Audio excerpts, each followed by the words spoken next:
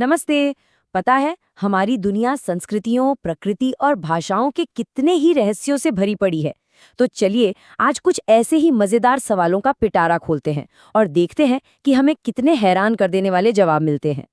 तो चलिए सीधे एक बड़े ही दिलचस्प सवाल से शुरुआत करते हैं जो एक पुरानी सांस्कृतिक परंपरा से जुड़ा हुआ है। कभी सोचा है कि ऐसी भी कोई सब्जी हो सकती है जिसे कुछ मान्यताओं के हिसाब से महिलाएं काटती ही नहीं है? और इसका जवाब है कद्दू। है ना थोड़ी हैरान करने वाली बात? देखिए, ऐसे ही छोटे छोटे फैक्ट्स हमारी दुनिया को और भी ज्यादा दिलचस्प बना देते हैं। तो ठीक है, हमारा पहला सेक्शन पूरी तरह से अनोखे सांस्कृतिक सवालों के बारे में है। ऐसी बातें जो मान्यताओं और हकीकत के बीच की लाइन को थोड़ा धुंधला कर देती हैं। आइए देखते हैं कि हम और क्या नया जान पाते हैं। अब एक ऐसा सवाल जो किसी रहस्य से कम नहीं लगता। क्या कोई कल्पना कर सकता है कि दुनिया में एक देश ऐसा भी है जहां एक पूरा का पूरा गांव ही नेत्रहीन लोगों का बताया जाता है? ये सवाल तो वाकई में सोचने पर मजबूर कर देता है। इसका जवाब है मेक्सिको। ये एक जबरदस्त उदाहरण है कि कैसे कुछ चीजें दुनिया के किसी एक छोटे से कोने में सिमट कर रह जाती हैं और बाकी दुनिया को पता भी नहीं चलता। और अब वो सवाल जो शायद हम सब ने अपनी जिंदगी में कभी न कभी तो जरूर सुना होगा। ये सिर्फ एक पहेली नहीं है, बल्कि फिलॉसफी और साइंस का भी एक बहुत बड़ा सवाल है। देखते हैं हमारे ज्ञान के पिटारे में इसका क्या जवाब है। दिलचस्प बात तो ये है कि इस सोर्स के मुताबिक सदियों पुरानी इस पहेली का एक सीधा सा जवाब है मुर्गी।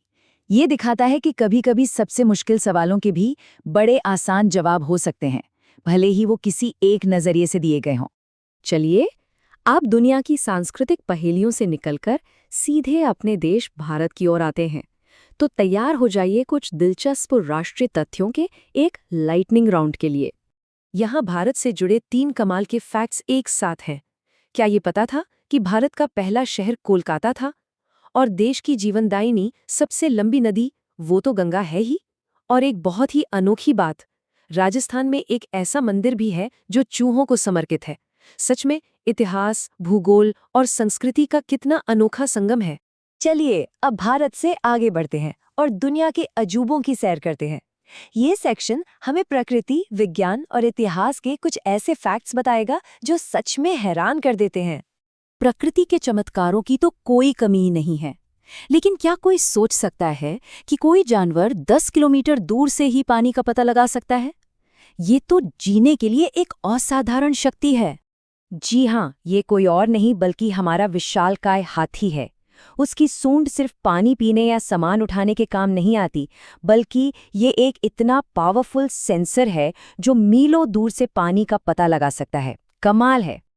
और ये नंबर 12, जानते हैं ये क्या है? ये एक स्टैंडर्ड हेलीकॉप्टर में सीटों की कुल संख्या होती है। एक छोटा सा टेक्निकल फैक्ट, पर हमारे ज्ञान के पिटारे में एक और मजेदार जानकारी। चलिए अब कुछ और दिलचस्प तथ्यों पर एक फटाफट नजर डालते हैं। गौतम बुद्ध के बचपन का नाम था सिद्धार्थ। नारियल एकमात्र ऐसा फल है जिससे तेल निकलता है। शतरंज को रानी का खेल भी कहते हैं। सबसे रंगीन पंख तितली के होते हैं और दुनिया का सबसे सुगंधित फूल केवड़े को माना जाता है। सच में जानकारी का खजाना है ये सब। अब आते हैं हमारे आखिरी सेक्शन पर, जिसमें हम भाषा के दुनिया में उतरेंगे। देखिए, किसी भी कल्चर को अगर समझना है तो उसके मुहावरों को समझना बहुत जरूरी है, क्योंकि ये सिर्फ शब्द नहीं होते, ये तो भावनाओं और इतिहास की कहानियां सुनाते हैं। पहला मुहावरा है पगड़ी उछालना। अब इसका मतलब सिर्फ पगड़ी को हवा में फेंकना नहीं है। हमारी संस्कृति में पगड़ी को इज्जत और सम्मान का प्रतीक माना जाता है, इसलिए इसे उछालने का मतलब है किसी की बेइज्जती करना। ये दिखाता है कि भाषा और संस्कृति एक दूसरे से कितने गहरे जुड़े हैं। अगला मुहावरा है अग्नि परीक्षा देना। इसकी जड़ें तो पौराणिक कथाओं तक जाती हैं, लेकिन आज भी हम इसका इस्तेमाल किसी बहुत ही मुश्किल परीक्षा या हालात से गुजरने के लिए करते हैं। पता चलता है कि भाषा समय के साथ कैसे बदलती और ढलती है। और हमारा आखिरी मुहावरा है चुल्लू भर पानी में डूब मरना। क्या जबरदस्त कल्पना है। इसका इस्तेमाल तब किया जाता है जब कोई बहुत ज्यादा शर्मिंदा महसूस कर रहा हो। ये मुहावरा दिखाता है कि भाषा कितनी शक्तिशाली और भावनात्मक हो सकती है। तो हमने संस्कृति से लेकर प्रकृति और भाषा तक कई दिलचस्प फैक्ट्स और सवालों का सफर तय किया है। अब इस चर्चा को खत्म करने से पहले एक आखिरी सवाल है जो सोचने के लिए छोड़ जाते हैं। सोर्स मटेरियल से ये सवाल है, भारत का राष्ट्रीय पशु क्या है? इस पर सोचिएगा।